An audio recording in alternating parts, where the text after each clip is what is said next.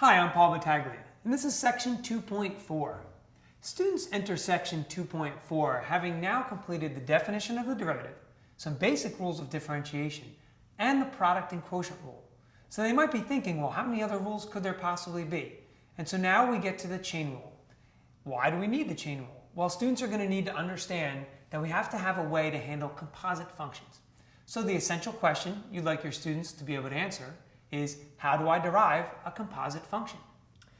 What we need right away is for students to understand what it looks like to see a composed function.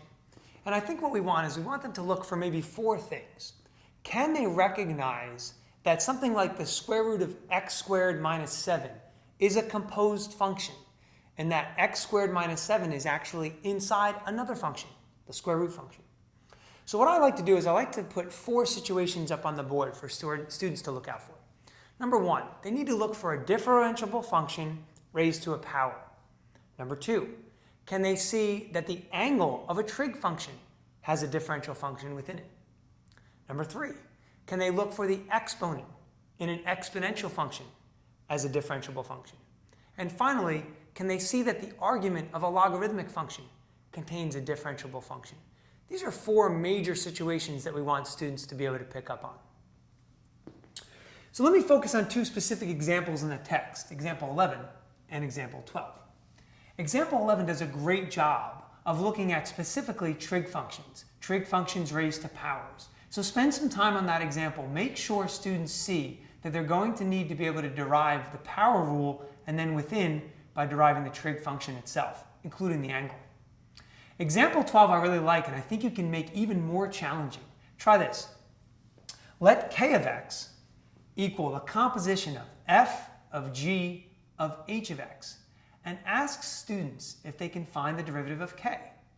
Now this is going to challenge them because what they had seen up until this point was the composition of two functions.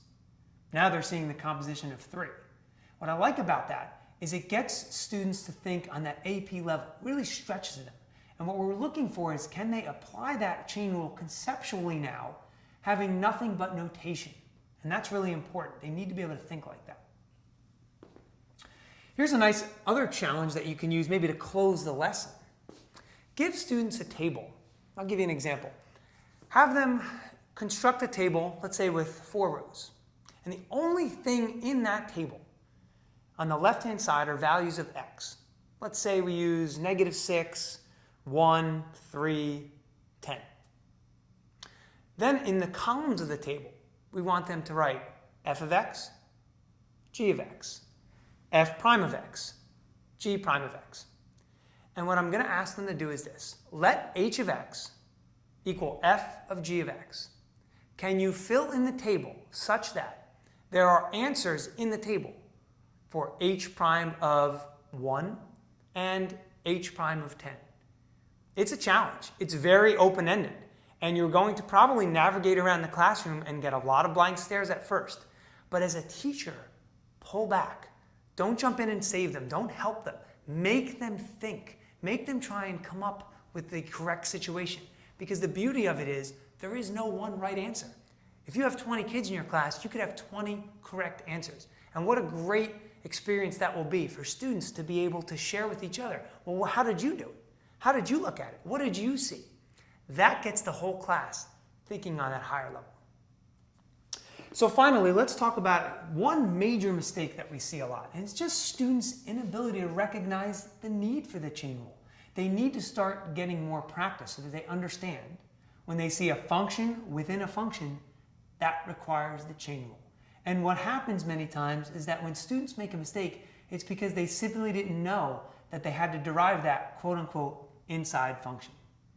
I hope these tips have been helpful. I'm sure you'll find much success in section 2.4.